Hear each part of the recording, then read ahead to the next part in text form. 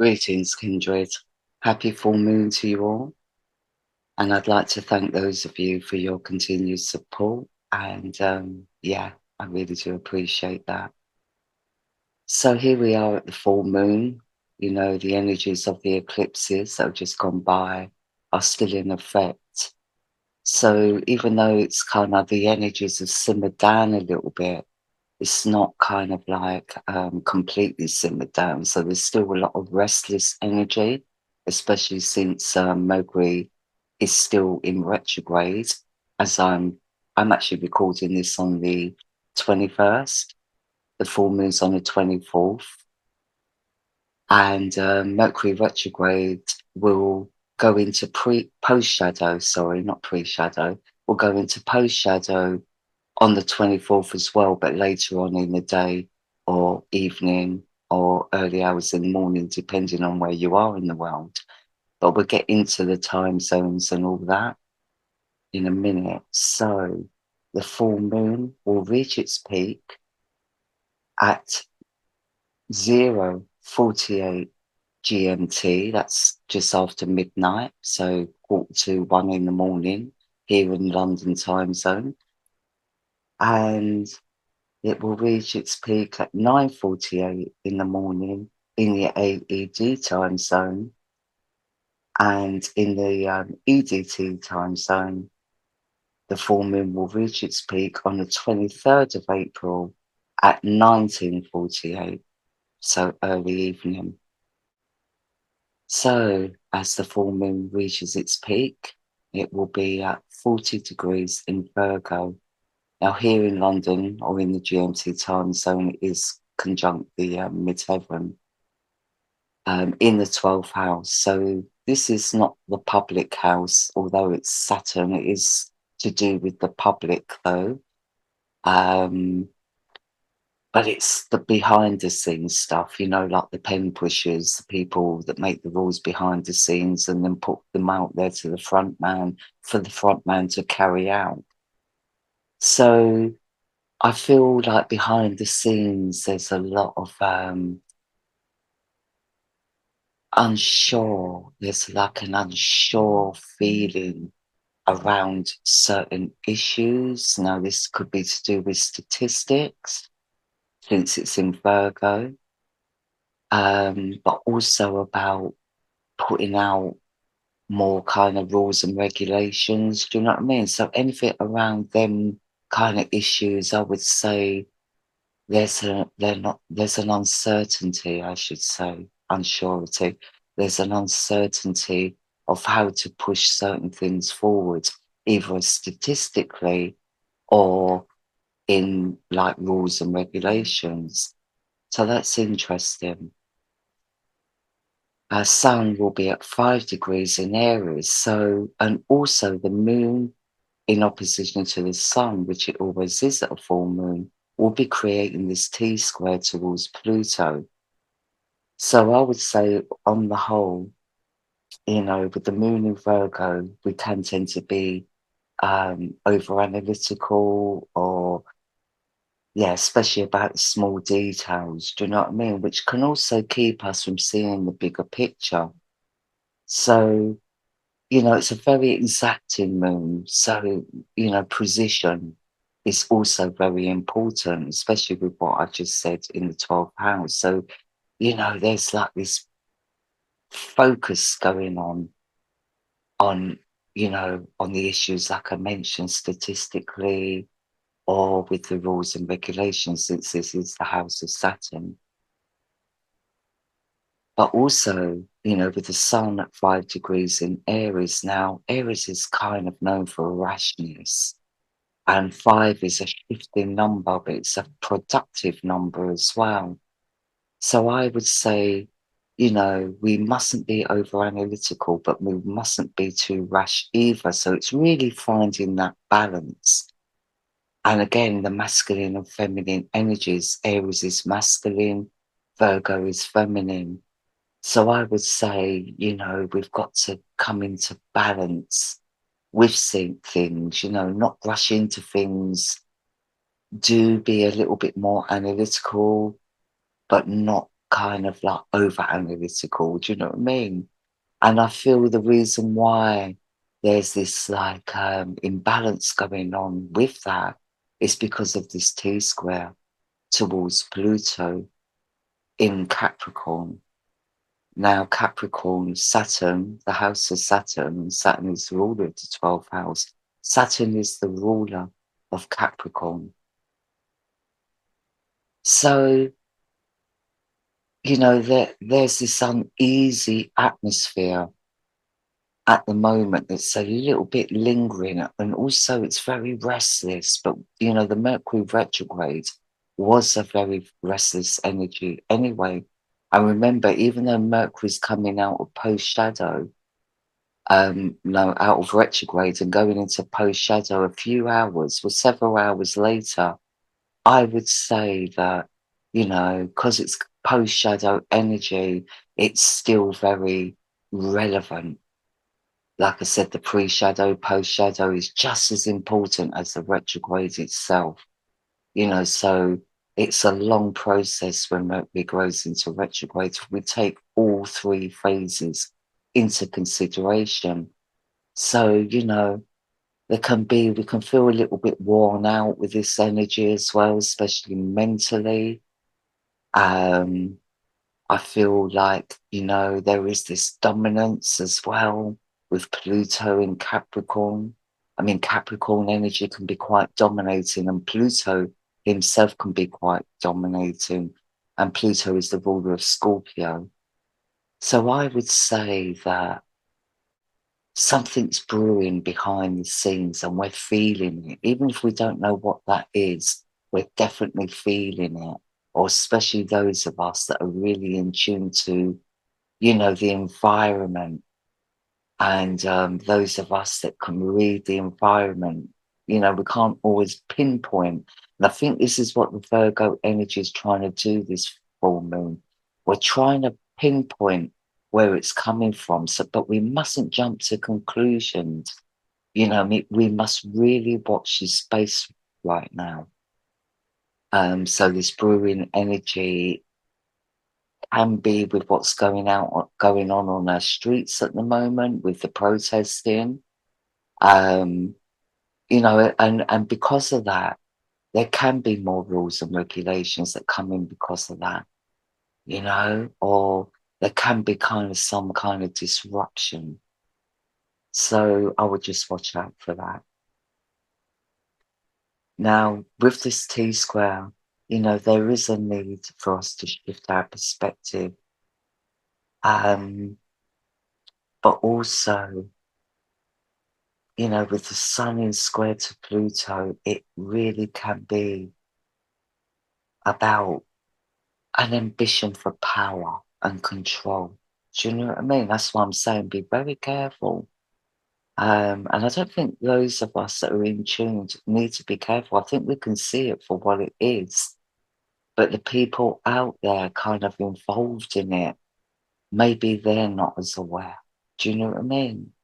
Because, like, you know, I spoke about this in 2020, you know, how many centuries or how many eons even has this divide and conquer kind of attitude been going on for, you know, and it's just something that just keeps, you know, I found since 2020, more so than other years, it's really escalated, you know, on a global level.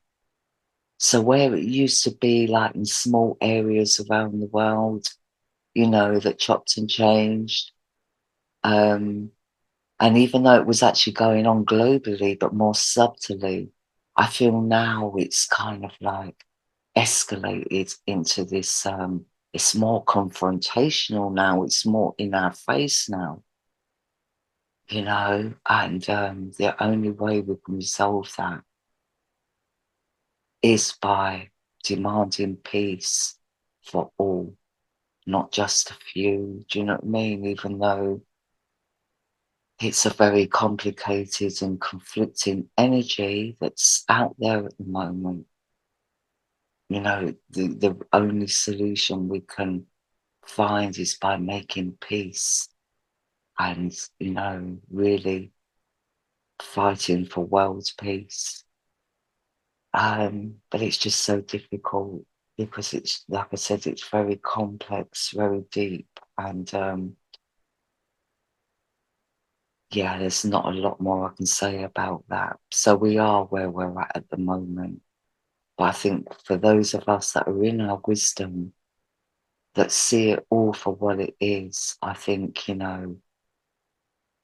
it's best now for us to like concentrate really on making plans for the future, for our families, for our communities and stuff like that. Do you know what I mean?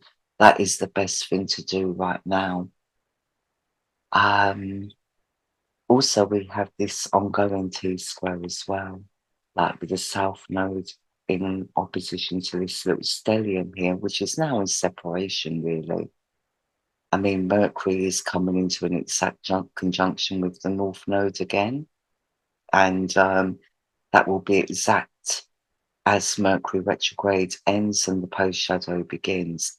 Now, the North Node is all about life lessons. It's also about communities. So, but it's lessons that we, the North Node really is one of those points in the chart where the goalposts will always move further and further away. So as we reach milestones, there'll always be another one to reach. And that's what the North Node is all about. It's all about shifting us forward constantly. We will never achieve the North Node and master it. We will always be working towards it. And that's the wonderful thing about the North Node. It's like it will always give us the next goal. As we achieve one thing, it will, shift us into the next thing, the next thing that we need to achieve on our path. So the North Node is forever keeping us like on our toes. Do you know what I mean? Which is a good thing in one respect. In another respect, once we've reached a certain milestone, we feel we have nothing left to learn. And, it can be kind of like an anticlimax sort of feeling that we get with that, and glory is momentous with reaching milestones. Do you know what I mean? So with, but then we start gathering more information and more life skills or whatever it is the North Node is pushing us towards. And it's like we're starting a new journey, we're starting a new project, or we're expanding on a project. Do you know what I mean? So, but I would say because Chiron's been involved and Mercury in retrograde, and with the Piscean energy, it's more about healing. It's more about healing old wounds. So the next milestone for many of us really does depend on how much work we've done on ourselves, how much healing we've done on ourselves, how many wounds we've recognized, or how much we've learned from that experience or learned from those wounds. You know what I mean? Like, even if we are a teacher, we're still dealing with Chiron energy because Chiron is the wound that never heals. Again, it's another kind of like milestone that we reach. So the wound never heals, the North Nodes we never achieve. So this is really a big shift globally. So we've all kind of come into some kind of healing or some kind of like reached a milestone, but there's still a lot of work to do. But right now, because like this T square is towards the goddess Ceres, who's in Sagittarius, it really is all about our freedom of travel, our freedom of thought. And, Ceres is all about diet, resources, food.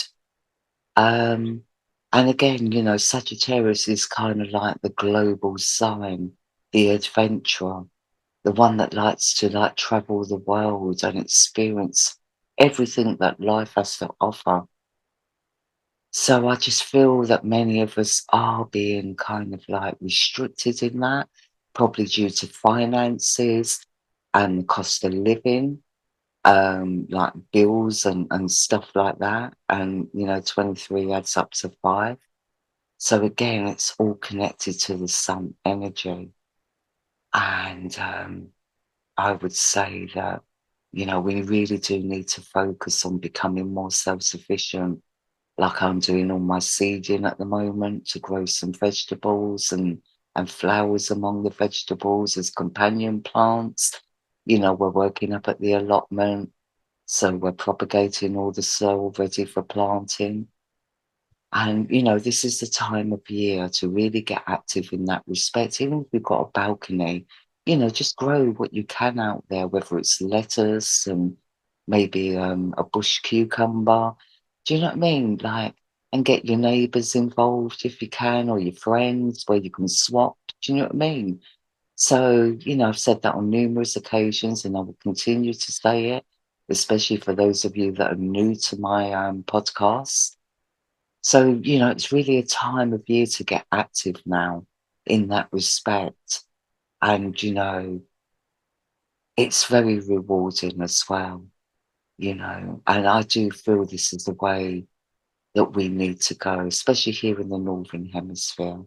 I've been buying vegetables from shops and they're going rotten within days. And, when the cost of living is so high and vegetables are rotten so quickly, it's like, again, it's like a wasting of our resources.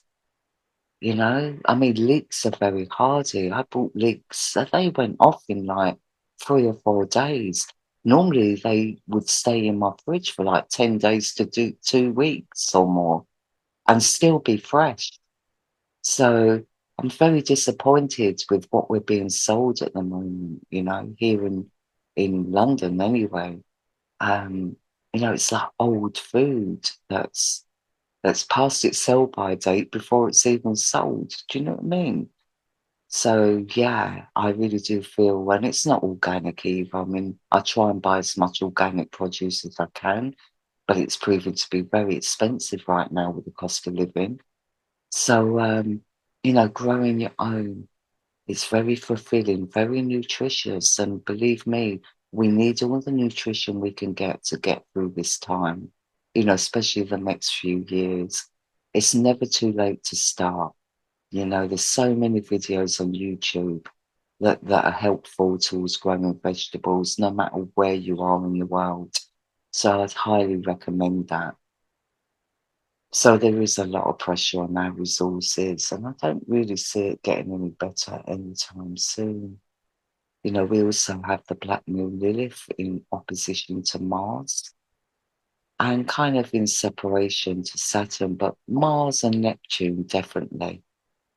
Um, Now, when the Black Moon Lilith is in opposition to Neptune, it's really about feeling uncertain about the future. And in opposition to Mars, it's definitely a triggering energy where we can just like, snap out the blue, get really snappy, get really irritable. We're like a little rumbling volcano with this Mars Black Moon Lilith opposition, especially in Pisces, because Pisces is very empathic. So we're absorbing all this uneasy atmosphere. And it can be very triggering for many of us, especially if we've got planets in this area as well, or in this area. So look at your 13 star sign charts to see what planets you have around those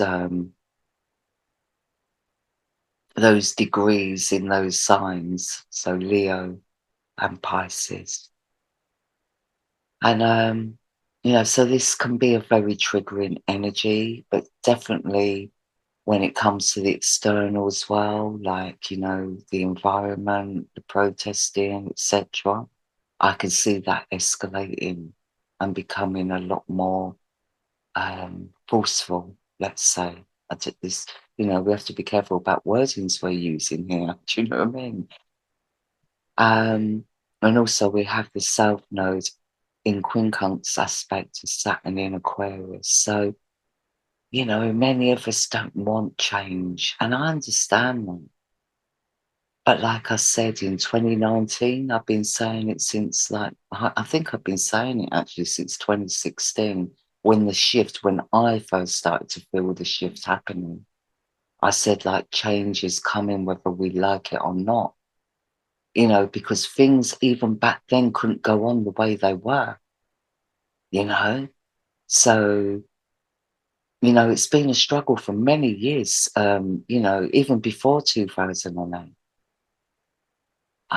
It's just been escalating and escalating, and it's just becoming a dilemma for the normal family to live comfortably. It's becoming more of a struggle.